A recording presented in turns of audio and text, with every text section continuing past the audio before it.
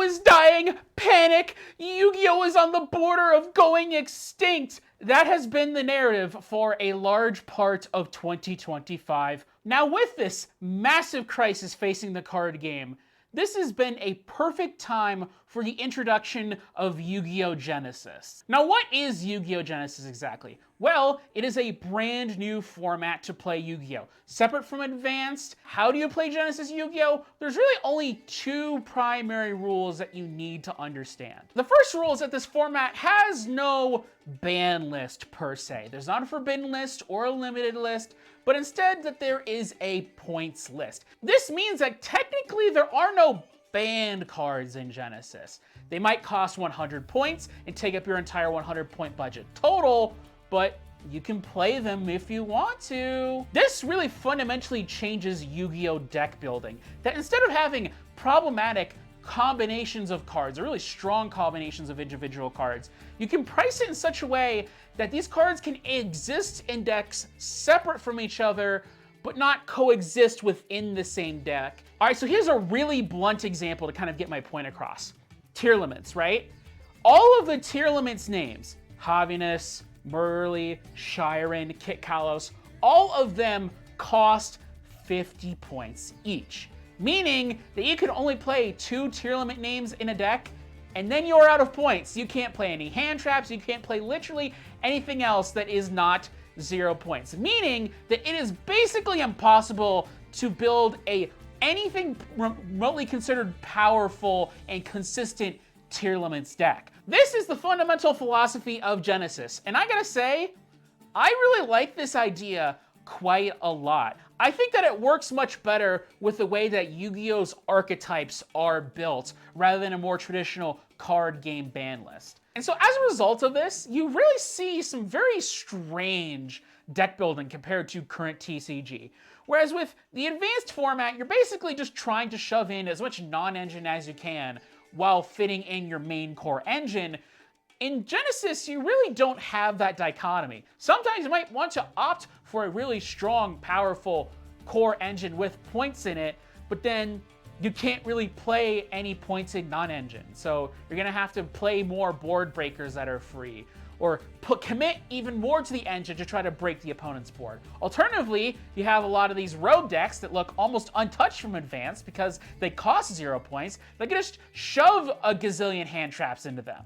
The other massive change to Genesis is the fact that there's no extra monster zones, there's no link monsters, and there's no pendulum monsters. Now, on one hand, I do genuinely feel bad for anyone whose pet deck that might have been playable in this format, in perfect format. Stuff like Appliancers, Dino Mists, Sulfachord, things like that would have, maybe been interesting to see in this format, but nope, we just got rid of links and pendulums. I feel bad for those people. But on the other hand, at least with the banning of links, I understand where they're coming from here, because links do represent a large percentage of the power creep that Yu-Gi-Oh has experienced since 2017. The fact that any 2 bodies, no matter if they have synchronicity with their levels, or they're a tuner or a non-tuner, or they have the ability to fuse together into a fusion monster, can just turn into extension or disruption is kind of crazy. Now, the removal of pendulums, I feel a little bit more split about, because I don't feel like pendulums would be that crazy overpowered in a format like this.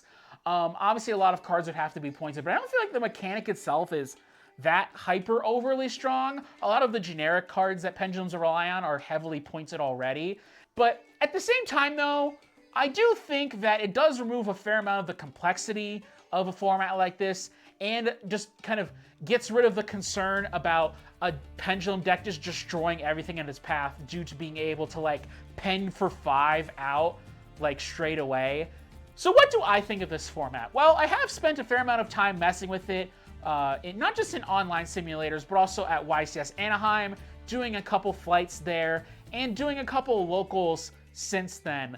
I gotta say, I like this format quite a lot. Now, let's be clear here. Genesis is still modern Yu-Gi-Oh! It does not take the game back to Edison levels of power, or even 2015 levels of power. Rather, it is a much more diluted, but still recognizable version of what Yu-Gi-Oh! Is currently. Now, the deck that I have been playing in Genesis with so far is branded Yes, you can actually play branded in this format, and it is somewhat competent and viable. Now, compared to the advanced version, this version of the deck is going to need, obviously, a lot of sacrifices. Stuff like branded loss is 66 points. All of the Bystials are super heavily point costed.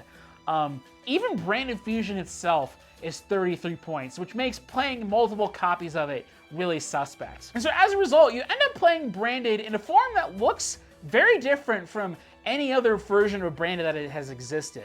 Now, if you're wondering what all of my pointed cost cards are, it's obviously branded fusion at 33, but this isn't a problem because one, Ash is not going to hit this as often, so it's likely to resolve if you do find it, and two, there's tons and tons of ways for you to grab branded fusion. Mirror Jade at 33 points because I think it's really important to have Mirror Jade as not only a disruption, but as interruption in and of itself via Fallen of Albaz being able to fuse away an opponent's extra deck monster on field. 2 copies of Quem and 2 copies of Blazing Cartesia at 3 points apiece. Again, there's a bazillion ways to get these cards. I don't feel like playing 3 copies is entirely necessary. If for my non-engine, I'm playing 2 main deck Dark Holes for 3 points apiece and 3 Allure of Darkness at 5 points apiece, reaching to 99 points total. Now, to be honest, going forward, this deck, the only thing I probably would change is I would take out the Allures and the Dark Holes and just replace it with Mole Charmy Fueros. Again, because Ash is not as prominent in this format, you have so many discard outlets in this deck. You can even use it as a high spirits bridge. One huge positive for Genesis that I've seen almost nobody talk about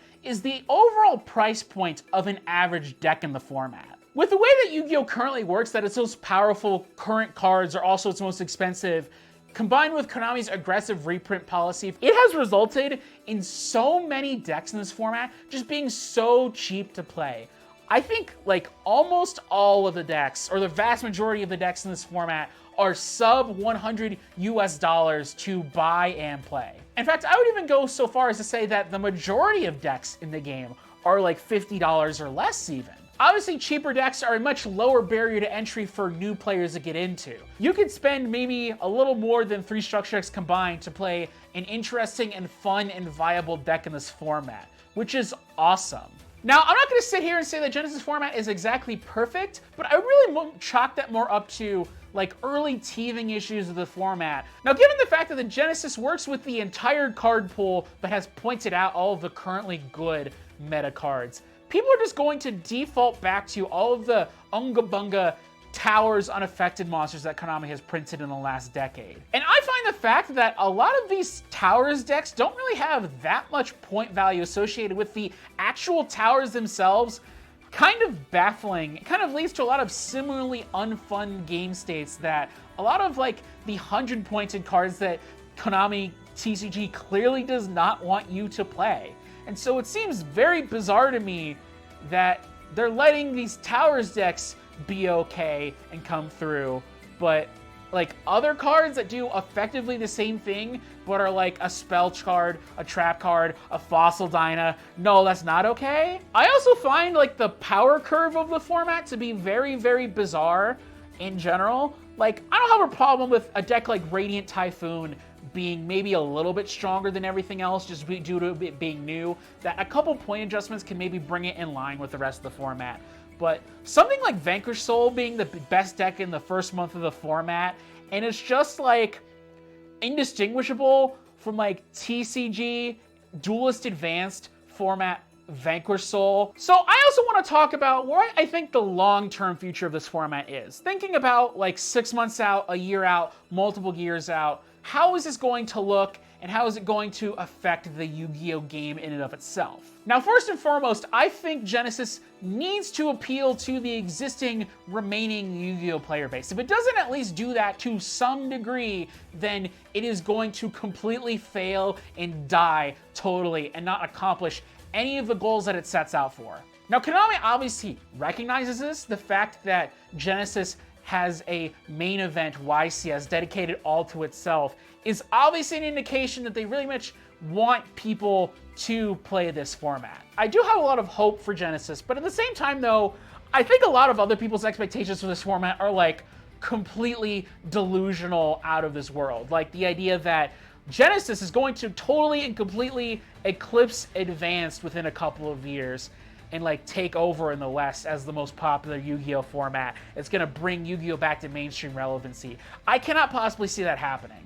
The best I think that Genesis could do is that it could stand alongside Advanced and maybe be a little bit more popular. That we have like two games kind of simultaneously exist that are of around equal size, which I think is good because that means that the game is going to double in size if the current Advanced player base still exists, plus Genesis, but it's not going to be some record-breaking, earth-shattering, you know, we're back in the mid-2000s levels of people playing Yu-Gi-Oh! Other card games like Magic the Gathering have multiple formats, meaning if you don't like the way that one thing is going on in one format, you could just switch to another format and play that instead. But given the way that Yu-Gi-Oh works, that there's only the one format and only the one way to play, meaning that if any sort of chaos or instability happens in that one format, that means that you're going to be shedding players permanently. And so it's taken 20 years of this slow degradation of the player base, right? Of people dropping off out of natural interest, of bad formats, of power creep, for us to reach this bottom in 2025 that we feel like there is an apocalypse happening. And so what I'm hoping is that Genesis provides a sort of stability for the game. That even if Genesis does have rough periods where decks are too strong and things are too crazy, that people can just switch to Advanced and play that instead. And so we can kind of have this more stronger game overall, where people who don't like the way things are going aren't just going to straight up quit the game entirely. And even just within the month that Genesis format has existed, I think we can already kind of start to see some things happening that maybe suggest this idea that it creates a sort of sense of stability for the game. Duel of Dimensions is the most recent core set as of the time making this video, and it looks like the box value was about to drop to like sub $40.